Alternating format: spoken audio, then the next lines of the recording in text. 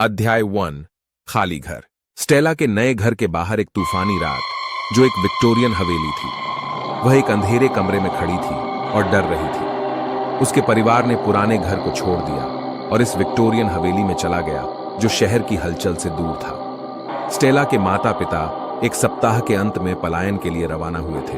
उन्हें अपने नए घर में पहली बार अकेला छोड़ दिया। स्टेला के माता पिता एक आउटिंग के लिए चले गए थे। स्टेला को पहली बार अपने नए घर में अकेला छोड़ दिया। उसने हवेली में डरावनी आवाजें सुनी। उसने हॉल में चुड़ैल के डरावने कदम सुने। घर का एक भयानक इतिहास था। हाउस डीलर ने विक्टोरियन हवेली के बारे में झूठ बोला। वह जल्द से जल्द घर को बेचना चाहता था, क्योंकि वह जानता था कि चुड़ैलों के कारण हवेली खूनी थी। लेकिन हवेली की कीमत अच्छी थी और उन्हें एक नई शुरुआत की जरूरत थी।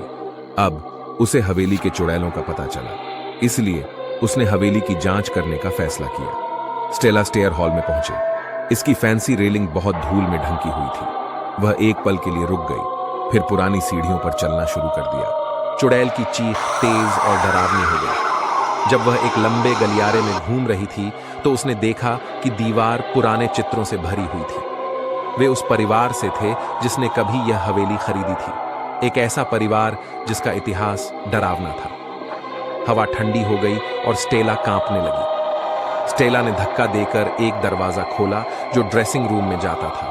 उसने देखा कि लाल भारी पर्दा एक चुड़ैल ने हिला दिया था, क्योंकि वहां स्टेला की जगह कोई मौजूद नहीं था। जैसे ही उसने खिड़की के पास एक अजीब सी पोशाक पहने एक भूत को खड़ा देखा, तो उसकी सांसें रुक गईं। गायब होने से पहले भूत जोर जोर से चिल्लाया। स्टेला को लगा कि उसके दिल की धड़कन बढ़ गई है, क्योंकि वह डर गई थी और वह अचानक पीछे हट गई। गलती से एक पुराने फूलदान से टकरा गई, जो फर्श पर टुकड़े टुकड़े हो गया। कांपते हुए हाथों से स्टेला ने अपना फोन उठाया और अपने सबसे अच्छे दोस्त माया को डायल किया।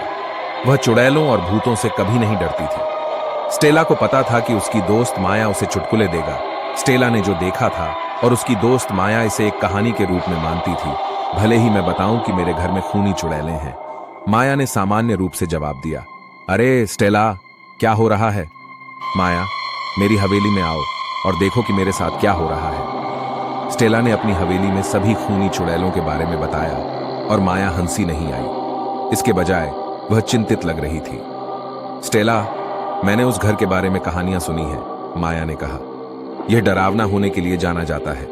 कुछ कहते हैं कि यह खूनी जगह है। स्टेला डर गई। वह शुरू में स्टेला की हवेली की डरावनी कहानियों को भूल गई थी, लेकिन इस बार वह चिंतित थी। माया स्टेला की हवेली में पहुंची और साथ में उन्होंने घर का पता लगाने का फैसला किया, ताकि वे चुड़ैलों का बहादुरी से सामना कर सकें।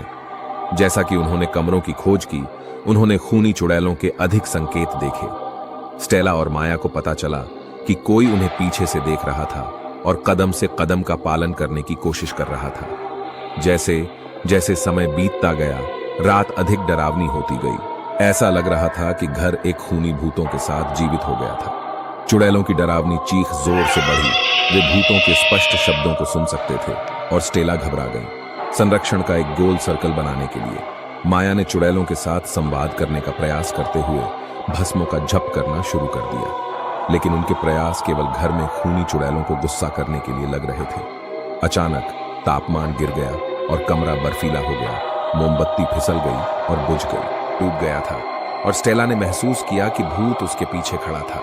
वह हैरान थी कि माया डर में रो रही थी। स्टेला घबरा गई। अंधेरे कमरे में उन्होंने चुड़ैल की एक अजीब आवाज सुनी। स्टेला, आप मेरे घर में आ गए हैं। यह घर हमारा है। आपको छोड़ देना चाहिए। स्टेला घबरा गई और मोबाइल टॉर्च को चालू करने के लिए अपना फोन लेने के लिए जल्दबाजी की। टॉर्च चालू हो गई। स्टेला हैरान था।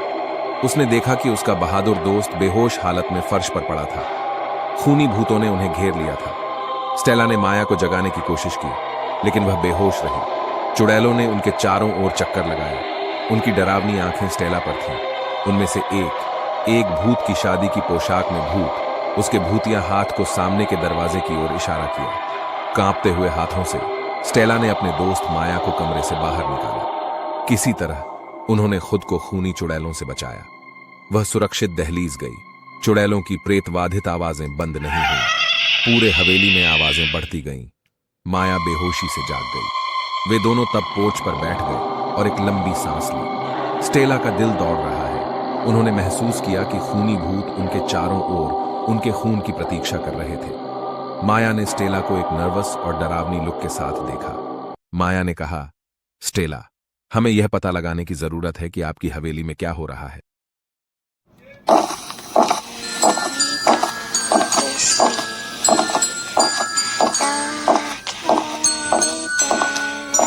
क्या आप अगले अध्याय 2 के रहस्यों को खोलने के लिए देखेंगे?